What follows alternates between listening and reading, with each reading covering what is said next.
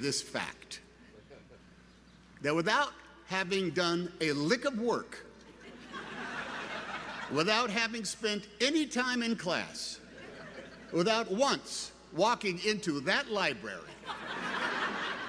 in order to have anything to do with the graduating class of Harvard, its faculty, or its distinguished alumni, I make a damn good living playing someone who did.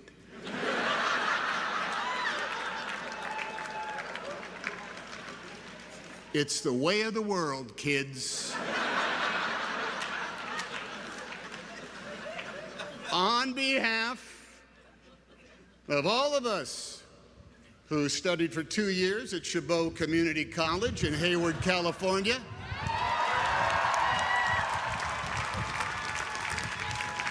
2 semesters at California State University, Sacramento, and for 45 years at the School of Hard Knocks, earning a Bachelor of Arts degree in one damn thing after another. Thank you. Thank you. I don't know much about Latin. I have no real passion for enzymes. And public global policy is something I scan in the newspaper just before I do the Wordle.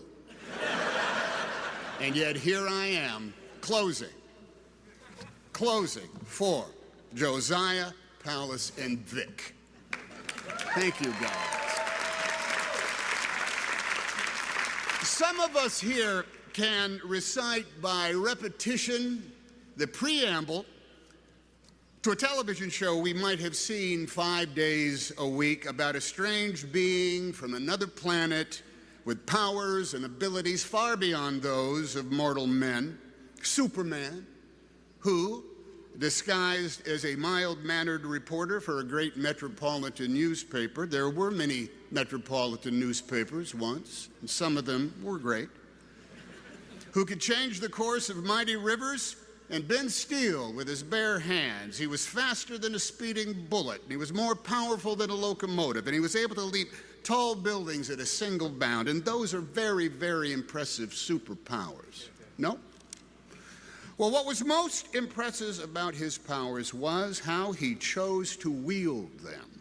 Yeah, cats were saved from trees, and evildoers were banished to the phantom zone, and the innocent were rescued with reliable and assuring regularity. But in those half hours, which have since grown to many full-length films and multiverses, and God, you kids see them all, was the ongoing struggle for not just the protection and safety of the world, but too the exposing of crooks and their lies to the light of day. Superman, you see, and his proxies of Wonder Woman and Captain America and Black Panther and the Black Widow and the Fantastic Four. My God, there's a million of them.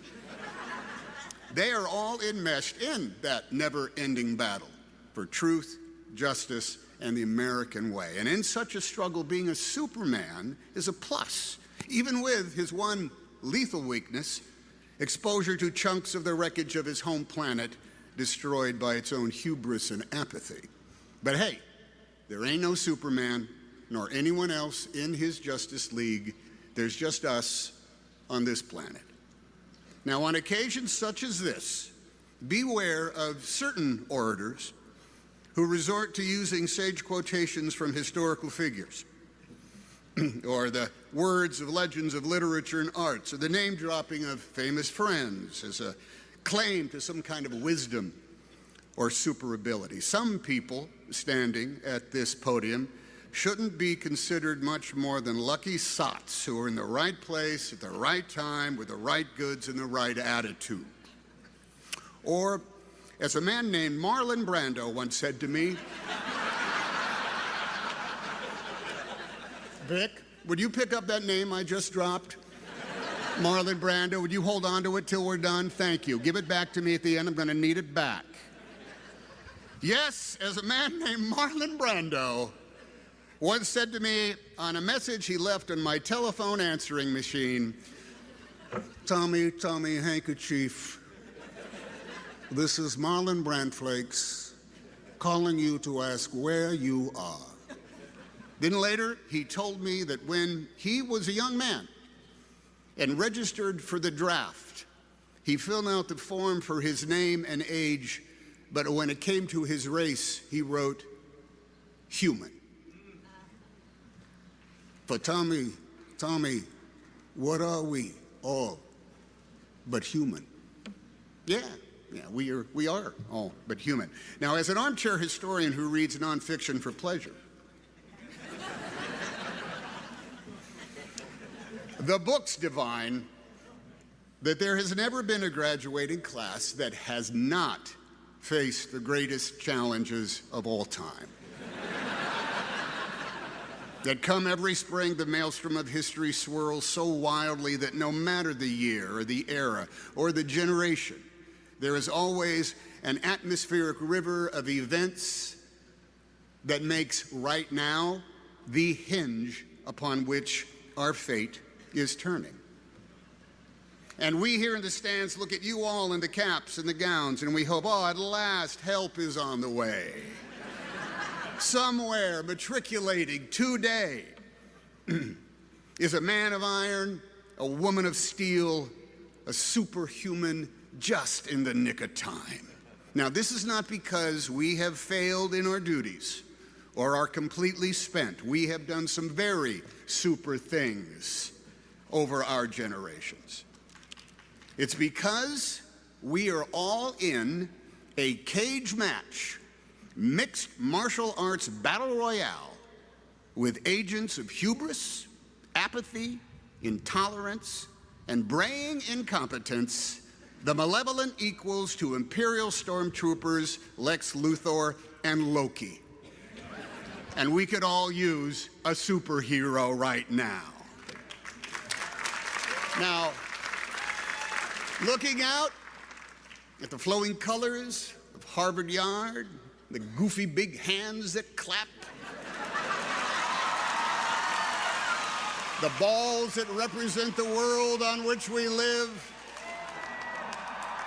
the streamers and the piatas, and someone's very big face rendered large out there amongst the, there she is, that's it, that's it. We see beings who are young and restless, with energy and imagination, with righteousness and enlightenment and joy and compassion. And we celebrate your proclaimed wisdom and your worth ethic. We know no one is faster than a speeding bullet, to our shame, every day, to our shame. But we can still summon more power than a locomotive, and we are able to leap tall buildings at a single bound if we have the right gizmo. We can change the course of mighty rivers, if such a thing should be done. And we make machines that bend steel as easily as using our bare hands. And we know that to each other we often seem like strange beings from another planet, in habits and tastes and languages, with holidays and foods we eat, and names of the days of the week, all varying. We all have special powers and abilities far beyond the reach of other mortals. Some of us can repair a screen door with ease.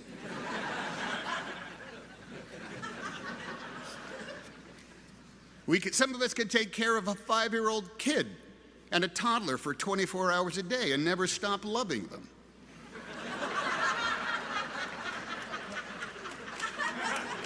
Some of us make sense of physics and economics and global policy. Some of us survive somehow on minimum earnings. Some of us graduate from college despite years of lockdowns and Zooms. Now, these achievements are all stellar, even though, yes, we are all but human. Still, we'd like to look up in the sky and see not a bird, not a plane, but, well, someone who is young and strong and super, who will fight the never-ending battle for truth, for justice, and for the American way. Someone who will take on that work. Now, all right.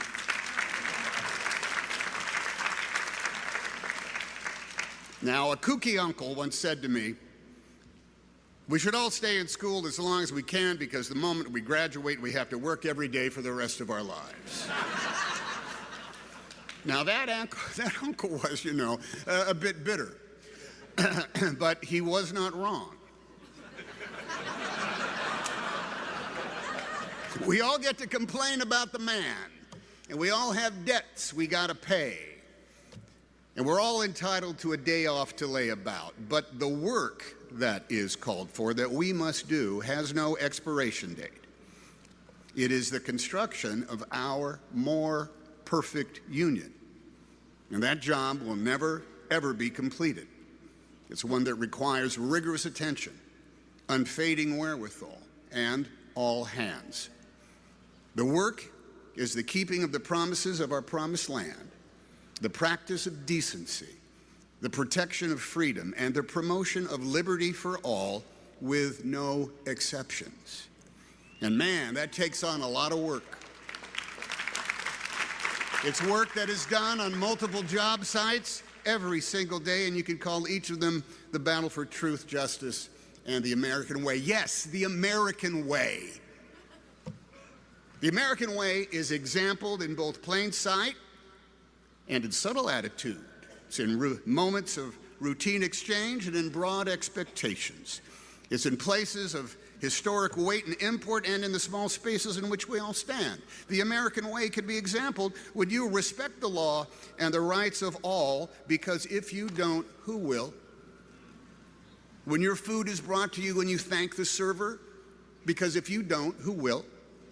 When you pick up the litter that has missed the recycling bin, because if you don't, who will?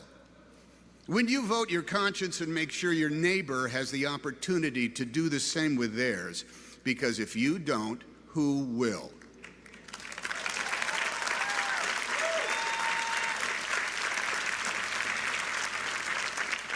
When you make good on your victories and learn from your losses, because both are the results of proud and noble efforts. If you don't, who will? The American way was first proposed not far from here, when subjects of a king demanded more control over their lives than that dictated by someone else's definition of providence. At the same time, women had no legal recourses. An entire segment of the population had been taken from their homeland and enslaved to work as chattel regardless of their age. And the original inhabitants of this continent, from sea to shining sea, the only ones who carried the DNA of America, were considered subhuman. Yet even with such paradox was written down the how-to.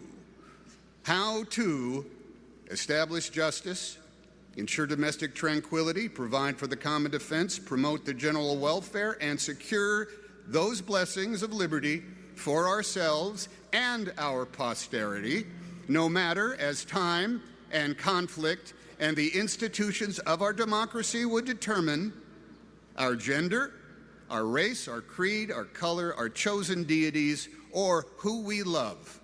For it is our manifest destiny to pursue our own happiness. All of us, no exceptions, are entitled to the inalienable rights of liberty and freedom because we live in the United States of America.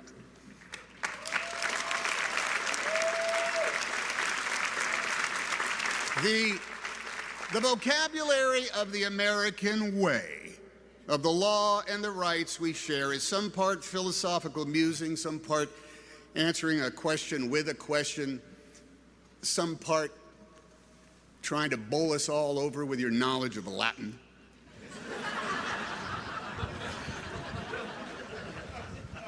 Some part answering the question with a question. And the rest is all practical. It's even physical, and it's certainly tangible. It's the language of telling the truth. What is truth again in Latin? Veritas. The language of telling the truth. It is in the vision quest for truth that we look to you newly incorporated members of the Justice League of Avengers to come to the rescue. For the truth to some is no longer empirical, it's no longer based on data, nor common sense, nor even common decency. Telling the truth is no longer the benchmark for public service. It's no longer the salve to our fears or the guide to our actions. Truth is now considered malleable by opinion and by zero-sum endgames.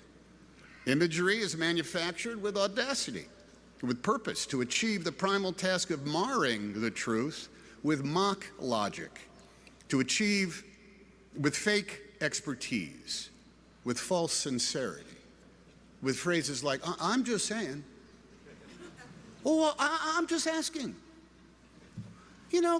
I'm just wondering. Now, literally, you cannot believe your eyes, and your ears will help others lie to you.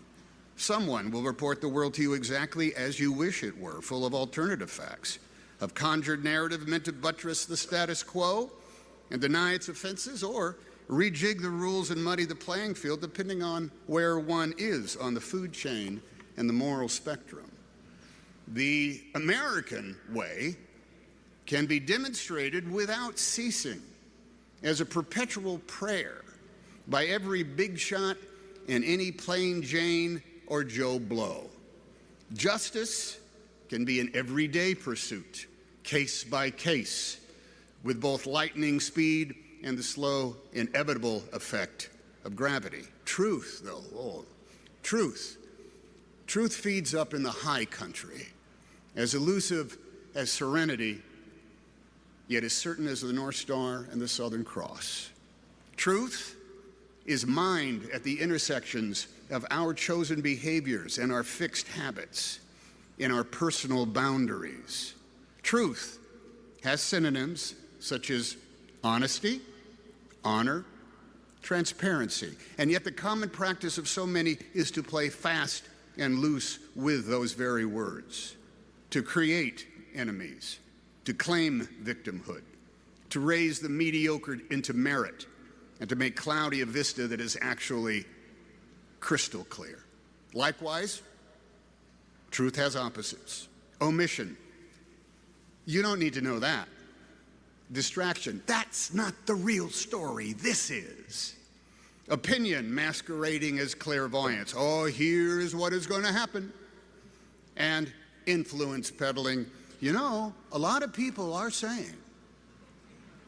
Truth, too, has a nemesis equal to any colored kryptonite that, like a feral hound, is never too far off the path in the weeds and in the shadows, lying in wait for the lethal opportunity to bring truth down. And that beast is indifference, which will make moot all the permanence found in truth. Indifference will rust away the promise of our promised land. Propaganda and bald-faced lies will erode over time. Idolatry and imagery lose luster and effect. Ignorance and intolerance can be replaced by experience in the wink of an eye, but indifference will narrow the vision of America's people and make dim the light of Lady Liberty's symbolic torch. Indifference makes citizens into indentured servants held in labor by the despots and tyrants whose default setting is cynicism, who outlaw dissent and ban art and dialogue and books, who grab power any way they can, enabled by the subterfuge of their co-conspirators, rewarding the rationale of the complicit, and surging into the vacuum caused by the indifference of a people who have been made weary by struggle, so weary that they lose hope and are left to yearn to be saved by the fiction of superheroes.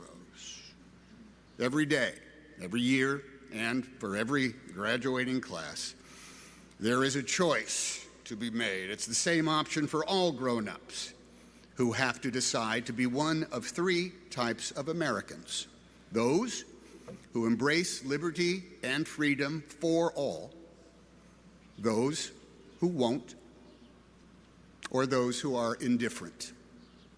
Only the first do the work of creating a more perfect union, a nation indivisible. The others get in the way. In the never-ending battle you have all officially joined as of today, the difference is in how truly you believe and in how vociferously you promote and how tightly you hold to the truth that is self-evident, that of course we are all created equally, yet differently. And of course, we are all in this together. If we do the work, justice and the American way are within our grasp, no matter our gender, our faith, our station, our heritage or genetic makeup, the shade and hue of our flesh, or the continental birthplace of our ancestors. Why is that truth so hard for some to accept, much less respect? If you live in the United States of America, the responsibility is yours, ours. The effort is optional. But the truth is sacred, unalterable, chiseled into the stone of the foundation of our republic. All of us are able. None of us are super. We are the Americans. Liberty and justice is for us all. Because yes, we have specific names, and we have lived every year of our ages. But when it comes to race, we are all uniquely, magnificently, simply human. Or so said Marlon Brando to Tommy Tommy Handkerchief. May goodness and mercy follow you all the days of your lives. Godspeed. Congratulations.